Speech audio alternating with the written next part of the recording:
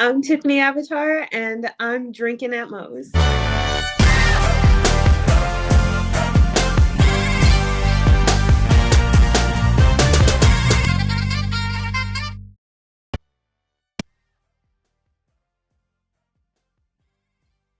All right, everybody. Want to thank Reaper Apparel for having Drinkin' at Moe's be a brand ambassador. They encourage everybody to break out of that comfort zone, live their best self, which, hey, that's what got me starting the podcast. But they got great clothing, great apparel, t shirts, hoodies, beanies, hats, all that good stuff. Be sure, link will be in the description, and use the code Drinkin' at Moe's to get 10% off your order. Let's All fucking right, go. everybody, welcome Drinkin' at Moe's. Big Mo here. As always, you know the drill. YouTube, like, subscribe, comment, share, hit the notification bell because it helps with that pain in the ass algorithm they got over there. Yeah, I know, I said a bad word, but I'm not monetized yet, so I don't care. But we are also on most major audio platforms. Today, I'm excited to have with me getting introduced to somebody new, Tiffani Avatar. How you doing? I'm good. How are you? Oh, I can't complain. I kind of mentioned a little excited news that I got. I kind of got surprised with, before we started recording, that my wife kind of surprised me out of nowhere with Monday Night Raw tickets for October, and here I was coming to terms to that I probably wasn't going, and then she sends me a Ticketmaster link, and I'm like, wait, what? That's So, awesome. so I'm pretty excited about that. But first thing I like to talk with each guest is what got you started as a fan, and then what got you deciding to finally make the leap into the business? Because everybody's got their own stories on where stuff started. So I've been a fan for as long as I can remember, like life. My whole family watched wrestling. So I feel like it was just kind of on because someone was watching it, and 3-year-old me was like, "Oh, who's that? He's cool." And it ended up being The Undertaker. I was literally like obsessed with Ah, him as a child. He was like the coolest human being ever to me. And there's a lot of different things that kind of pushed me to get into wrestling. One of them being Tommy Dreamer. Every time I would see him at a show, he would be like, "Are you wrestling yet?" Um, so that kind of really pushed me, but also like seeing how awesome everyone is oh kind of like, yeah, you know what? I love it, and like this is amazing. So let's see if we can do it. cool. And I mean, yeah, everybody's got their own people that they kind of latched on to when they first start watching. Maybe dating myself a little bit here, but for me, I know back, this was like in the 80s, but when I saw the Legion of Doom coming out with them spiked shoulder pads and the way the crowd was reacting to those guys, I'm like, oh my God, those are the coolest guys ever. And then I actually got to see them live once, and one of the only acts that has ever had me on my feet from the moment that music hit to the moment they went to the back. I was on my feet like, oh my God. That's so awesome. Yeah. And then you mentioned, before I get into my next topic, I was wanting to talk about, you mentioned a guy that was also a big favorite of mine, and I actually got to meet him one time, like a while ago. Tommy Dreamer. That was, now you never know when names like his are going to come up, but man, Tommy Dreamer, tell me some more about the interaction with him, because to be honest, I didn't know that name was going to come up. um I mean, it's not really much to it. I would go there was a local company um in Jersey that I would go to, and he was always at the shows. And me and my sister would go up and like talk to him and stuff, just as fans. And he would always Yeah, ask me if I was wrestling. that is awesome. I had pleasant interaction with him the one time that I got to interact with him, and well, coincidentally, my display back here, I got told once that I needed a better background than the kitchen behind me. So my wife got me all this. For those watching YouTube have seen it. But the place that I actually got to meet Tommy Dreamer at, I was actually in New York City.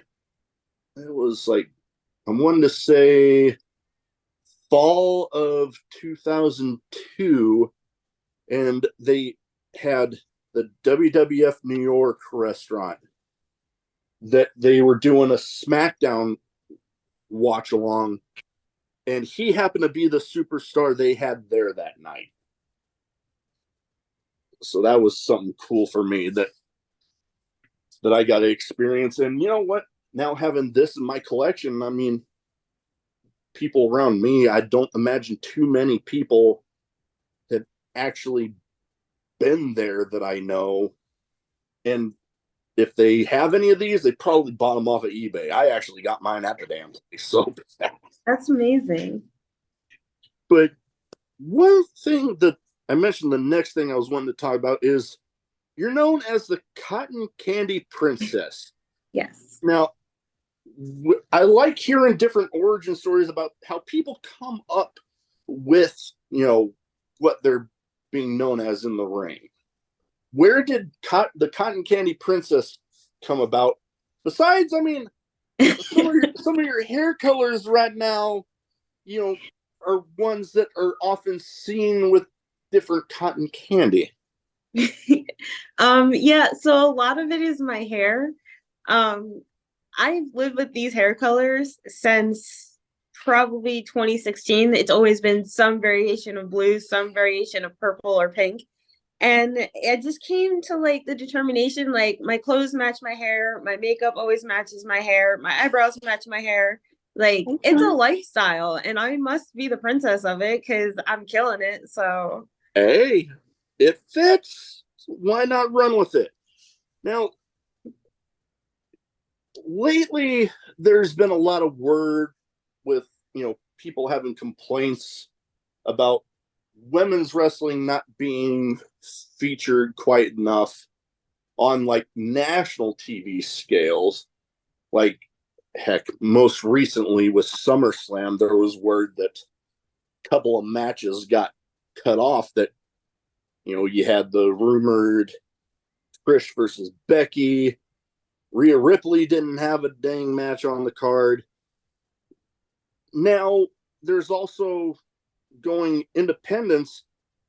I've seen a lot of talk about, good way to put this, that some promotions do a better job of featuring female talent than others. What is it like for you being in the shoes, getting out there for shows, getting your name out there in a day where, yeah, it's a lot better than it used to be, but maybe in some areas it could still be a little better. So yes, there's pros and cons to everything. Yeah. I definitely think there could be more featured women's matches, especially mainstream. Um, but I try to stay on the more positive side of things, so I don't really think about the Yeah. negative too much. So No. for me, I would like to say that I think it's going to get better because people are talking about it. Yes. You know what? Um, I more often than not, I try to keep the show positive, lighthearted. And you know what? Yeah, I have a feeling with all, and there's already been signs of it lately, mainstream, that, hey, maybe the signs are pointing to being better because, I mean, you've had amazing matches mainstream lately, like the Hikaru Shida in AEW winning the women's title again, being the main event of that particular show. So there's signs of it getting better. So that's definitely a good thing, because, there's some that I've seen that, yeah, the negative side of things, so we won't go there. But, there's so much great talent out there that, it's nice to see when they're getting featured in a prominent role. Absolutely. And again, looking to the more positive side, a lot of people are talking about it, and there's several different ways to watch all of wrestling, especially with YouTube and everyone uploading everywhere.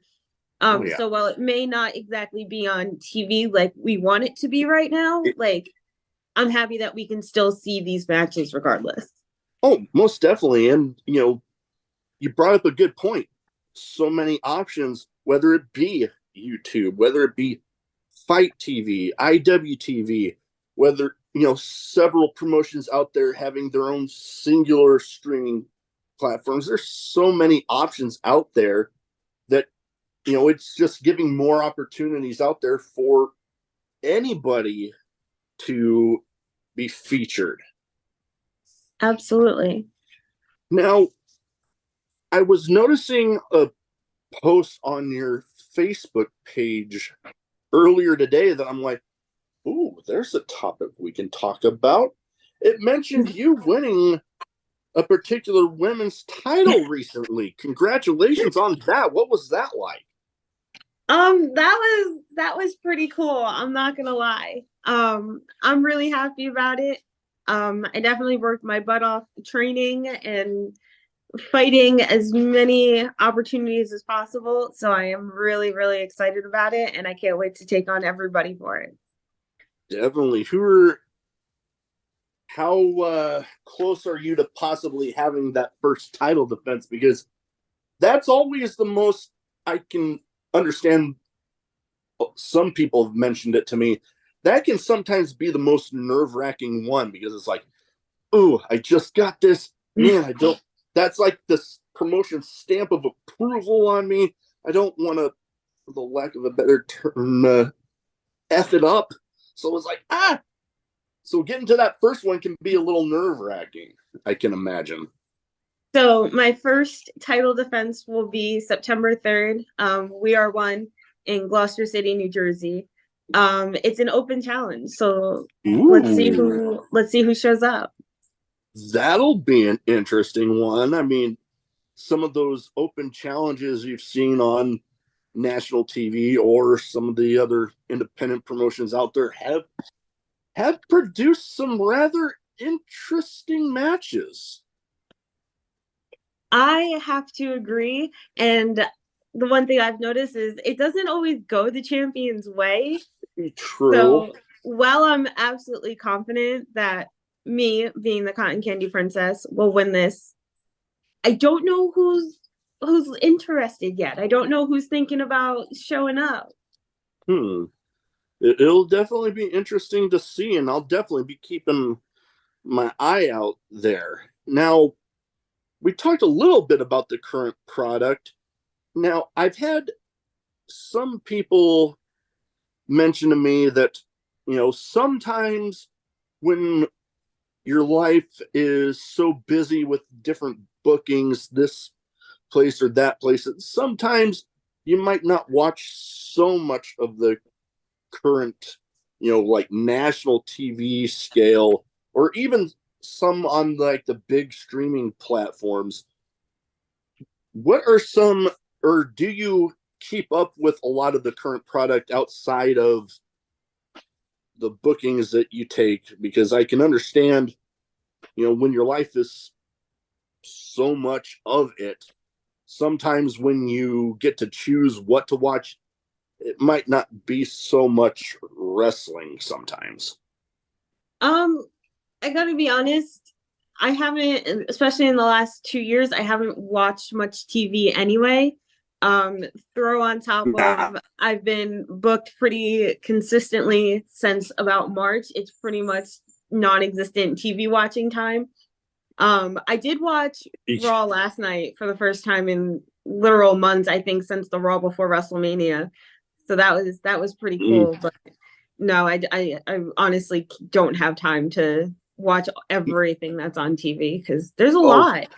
oh, there is a lot, and it can be a little daunting sometimes when you just try to keep up with everything on the national TV scale.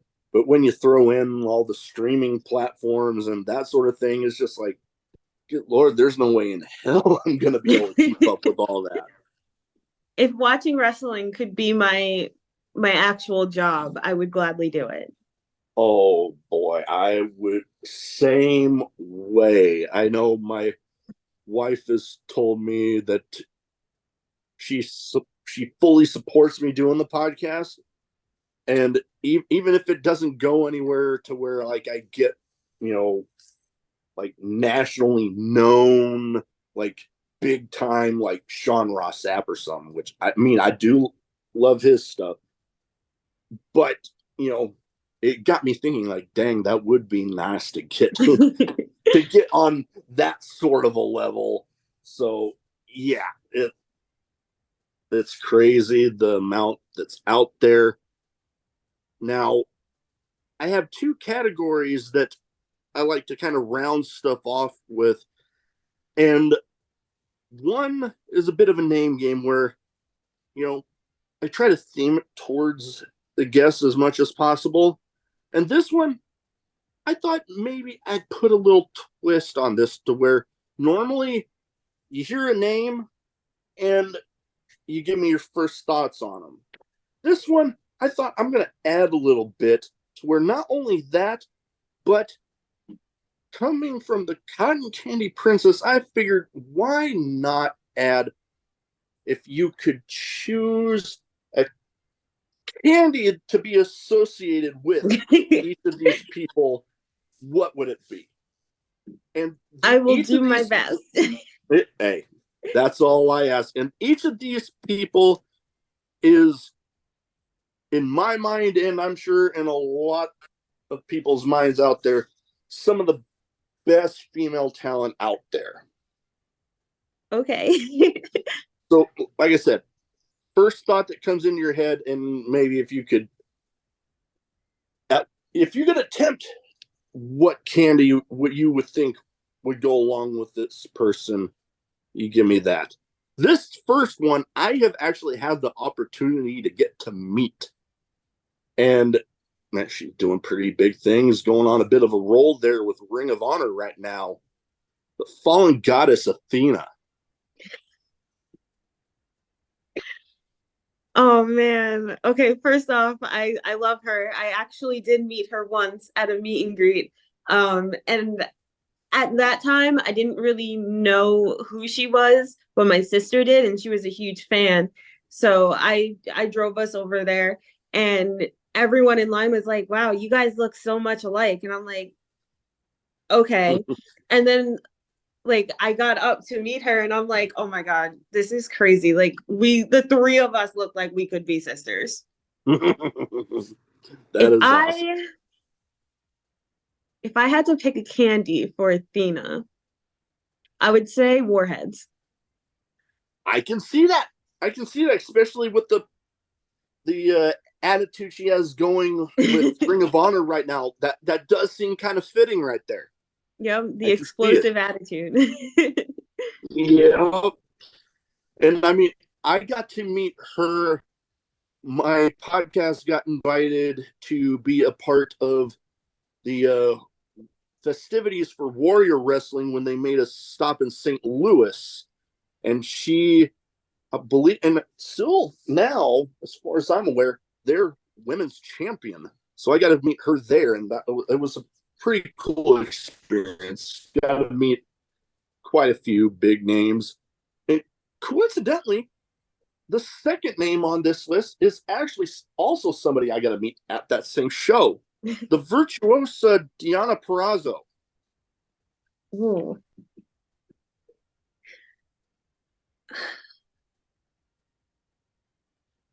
I don't know what candy I would pick for her. That can be her. I can see being kind of a tricky one. Yeah. now you got me. Now I am trying to think. What would I, Yeah, that I. You know what? I'm even stumping myself. I'm Yeah, even stumping myself on that one because I mean, she one of the best out there. I mean, at the time that I met her, she was still the double champ. Oh, hey, kitty. Hey, my wife and I, we got 2 dogs and 3 cats. And there's been times some of my viewers will be able to attest to this that, one will just start walking in front or will walk behind my camera and just accidentally tip it over. So, yeah, I've sometimes even my dogs.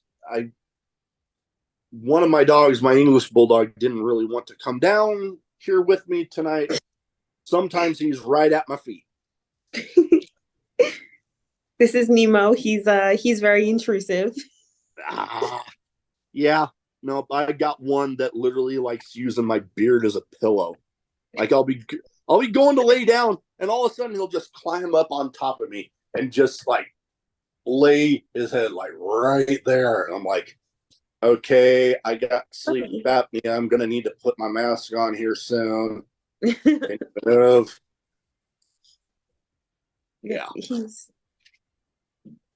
He makes me laugh.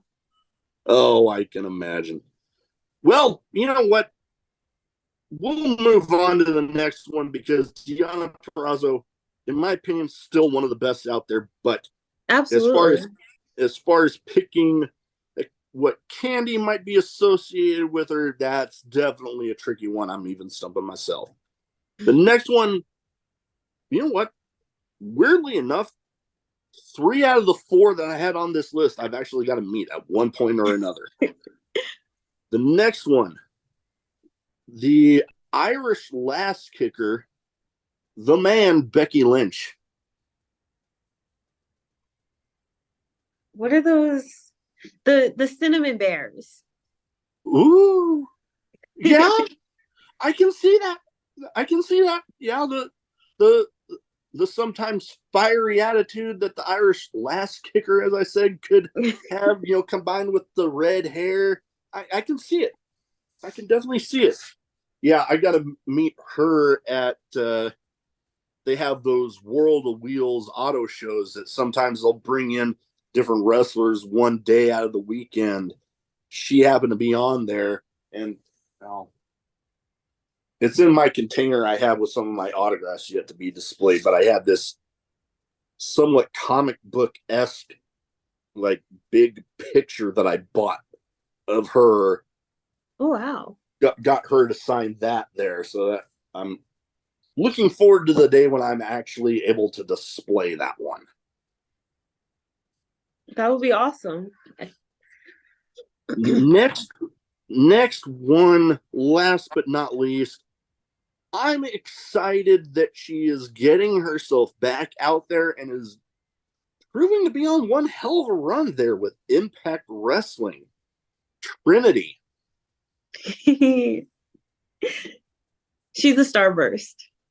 Yes. You know what? I was thinking that or one of the varieties of Skittles, some of the brighter, somewhat neon colored ones.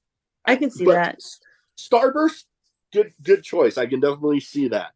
And yeah, it's exciting to see the opportunity she's getting there after, the way things went down, and now the run that she's getting being the current reigning Knockouts champion.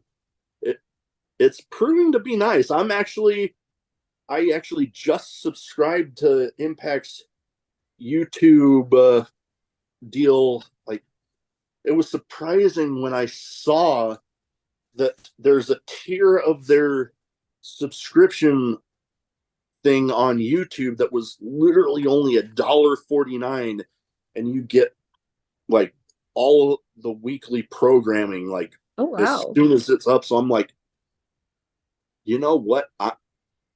Sometimes I've had to cut back a little bit But $1.49 and I get all the weekly stuff. That's not bad at Sign me all. up. Oh yeah. And in my opinion, right now, and I've mentioned this to a handful of people, Impact Wrestling criminally underrated, in my personal opinion, because the quality of the more consistently good shows, the talent is just, if they had kind of the TV deal that, let's say, AEW or WWE had, if they had that level of a TV deal, they'd be giving those two a run for their money. I My opinion. absolutely agree. So No, they I'm have some really, really cool talent over there. most definitely. I got to meet a handful. There's a promotion that, well, guy synonymous with Impact Wrestling, Sammy Callahan, runs a promotion that kind of flip flops between mostly Ohio and the Des Moines, Iowa area. They heavily feature a lot of Impact Wrestling talent, and some of my stuff up top here, some of my autographed figures, I actually got some now Impact talent like Rich Swann, Kushida, well, some others that I got autographed at that show, but that's a subject for another day. But yeah, no. Before I get on too big of a rant, criminally underrated, and hopefully someday they get better deal there. Now, I have some kind of random questions. Some might be wrestling related, some might not be. You just get first answer that pops in your head when you hear the question. Okay. First one of the really only ones that I keep in this category because, trust me, some of the stories have been entertaining as hell. Craziest in-match moment for you? Um, craziest in-match moment was probably when I had a seizure at the end of my match. Oh, I was not expecting that, but yeah, it would be hard to top that. Yeah. Yeah, you got me curious. I mean, you don't have to say anything if you don't feel comfortable with it. But you definitely piqued my curiosity on that one. That wow. So they don't really know why, but I occasionally have seizures. It doesn't happen often. It's so far only happened that I know of twice. Um, that was the first and last time it happened while wrestling. Well, I really don't know what set it off. I didn't take a hard hit or anything. it, 1 minute I was up, and the next second I'm being loaded into an ambulance. wow. Yeah. No, that definitely would be hard to top. A crazy moment like that. Wow. And it's funny too, because that's the last time it's happened so far, and that was back in March. I haven't had anything happen since. Wow. Well, I mean, that's good. Definitely. That it's only been that time. So, I mean, here's hoping that that streak of it not happening again keeps going. Now, next up, I have considered myself a bit of a movie buff. Like, hell, I got my thing from when I went to go see that new Ninja Turtle movie. Me being big Ninja Turtle guy, I had to go see it. Now, the thing with this question, a lot of people have, with the rise of movie snack prices, have been known to sneak some in from like going to a gas station or something. What would you say is a favorite snack that you would take into a movie if you had the time to go to one? Oh man. Okay. If I could get away with sneaking something into a movie theater, it would definitely be a McDonald's cheeseburger. Okay. Yeah, they're relatively like the smaller cheeseburgers. Yeah, but somewhat smaller. So I mean, Doable. Oh, it's Doable. definitely doable. I've done it a couple of times. Hey, I'm not gonna argue with that one. Dang, now you got me craving a dang cheeseburger. See? Man, now, yeah, I'm trying to think. The last one that I even, what, it's been so long since I've even seen a movie besides that new Ninja Turtle one. I can't even remember what's the last one that I even tried. Wow. Okay. Well, anyways, next one. You've mentioned kind of a lot of your time being taken up to where, not getting much time to do stuff like watch TV. But if you do get in some off time, what is an activity that you like to do in that off time? Usually in my off time, I'm either randomly walking around town because I don't know, I like taking walks. It's very relaxing. Or I'm playing one of my guitars. Ooh, guitars. Nice. I don't I've always been curious about playing myself, but never gotten around to attempting to learn. I do have, well, a kind of cool story with a guitar that I went to it. Me being a big country music fan that I am, I went to this guy's show, pretty big name, that's just right across town from where I live now. And I just thought, you know what? I'm going to try to get as close as I can since it was one of those all general admission things. And then before I know it, at one point, he's pulling me up on stage and I'm shotgunning a beer with him. And then at the end, he's pointing back at me and then takes a guitar from one of his band that was just playing it, motions for something to write with, walks over and hands it to me. And I got it in a case sitting right next to me right now. So I'm like, I've never learned to play, but I do. If I did learn, maybe be one of the few times that I end up taking that thing out of the case. You should. It's a lot of fun. I've always been curious because I mean, like I said, big country guy, a lot of guitars, and you know, a lot of my favorite people end up, you know, they're pulling out guitars and playing while singing, and I'm like, I am not coordinated enough to be singing and playing at the same time. Neither am I. I stick to guitar. I can't sing anyway, so it's fine. Oh God, yeah. I think the only time I've even done karaoke, I was plastered, and it wasn't even my song. I just walked up to see what song they were singing, and before I know it, somebody shoved a microphone in my face. Oh boy. Yeah, yeah, and it was funny because the now Ruby Soho was actually on the card that night, and I was a special guest ring announcer for a show, and this was the after party that we were at. Yeah, Ruby Soho watched me make a complete ass of myself. It's an experience though. True, true. I'm not complaining because hell, I got to even before that night, I got to be well. I got the offer made like, hey, would you like to be ring announcer? And I'm just like, you're telling me I get to be in the ring with a microphone? Hell yes. Yeah, something I'll never forget. Now, next up, I've had people on that I have to, well, I don't have to, but I've always said to people that just because the name of the show says Drinking at Moe's doesn't mean the drink has to be alcoholic. But I always like adding this question in because I figure it fits the name of the show. Favorite drink, whether it be alcoholic or non, or one of each if you like.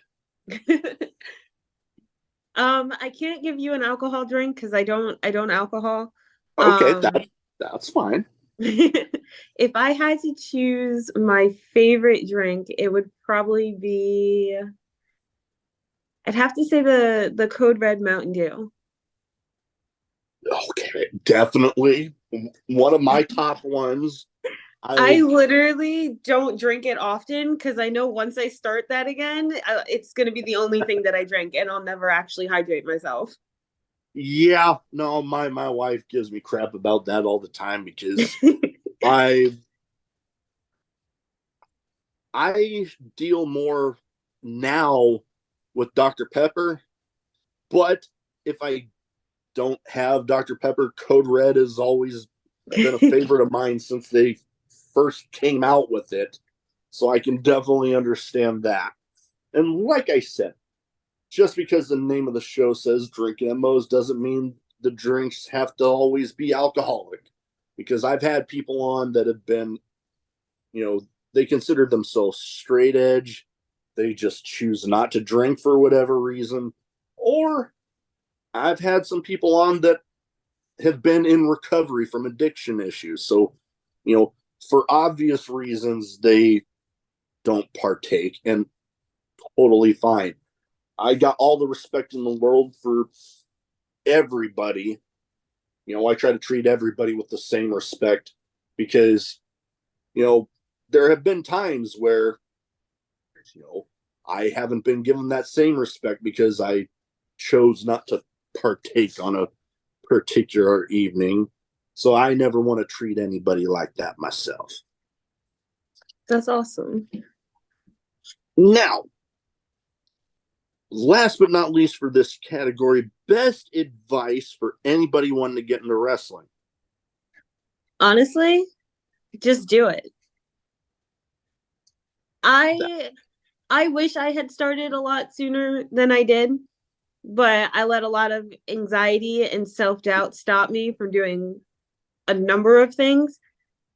Just do it because the worst that happens is you're successful and you can live out your dream, or it didn't quite work out the way you want. And in that case, there's plenty of other things in wrestling to do. Or you might find like, okay, I tried to wrestle and it didn't work out, but hey, I really like ring announcing or being a referee.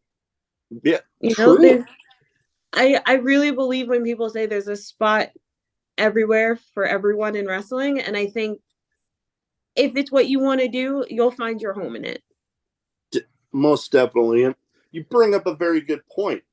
Most people think of when getting into wrestling, they strictly think of the in ring active wrestler side of things. They don't think of, the production side, the commentary, ring announcing, whatever it might be. There's so many options out there. And hell, even for me right now, when it comes to this podcast, I had been after one person that kind of planted the seed in my head. I'm like, you know what? I could do something like that.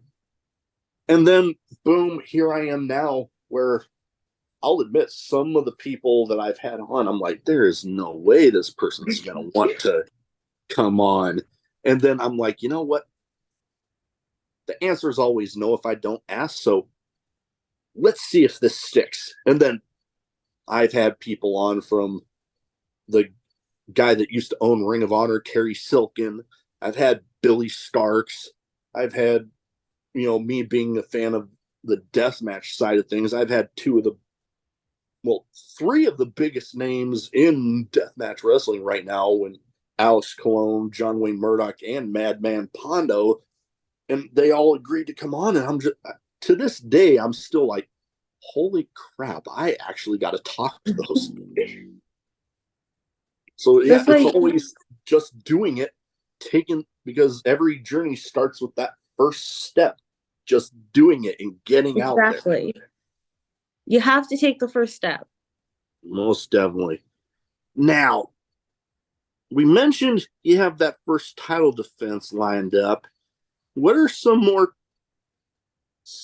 current shows that you have coming up before we kind of wrap things up? So August 26th, I'll be in Quakertown, Pennsylvania, 3WA, and I will, for the third time, I will be taking on Autumn Breeze. Um, you should definitely make it out to that one if you can, because I'm finally gonna kick her face in. Okay, you piqued my curiosity there. I'll have to see what I can do. Yeah, this is round 3 for us, and this time I promise there will be a winner, and it will absolutely be me. Awesome. Now you mentioned third time around. Is this kind of one of those rubber match deals where you've each taken one? So I wish I could say that. Unfortunately, the first match we ended up pinning each other. Um, my arm Ooh. covered her first, by the way, so technically I won. FYI. So, yeah, you got there first. I did. The second match was a double count out because she followed me after she threw me out and wouldn't let me get back in. So in a way, a bit of a rubber match because I mean you've each kind of. I mean you had the you double pin and then double count out, and now this is going to be the one where there's not going to be any confusion behind any of it. Yep, no disqualifications, no way for Ooh. her to get out of it. That title is coming to me.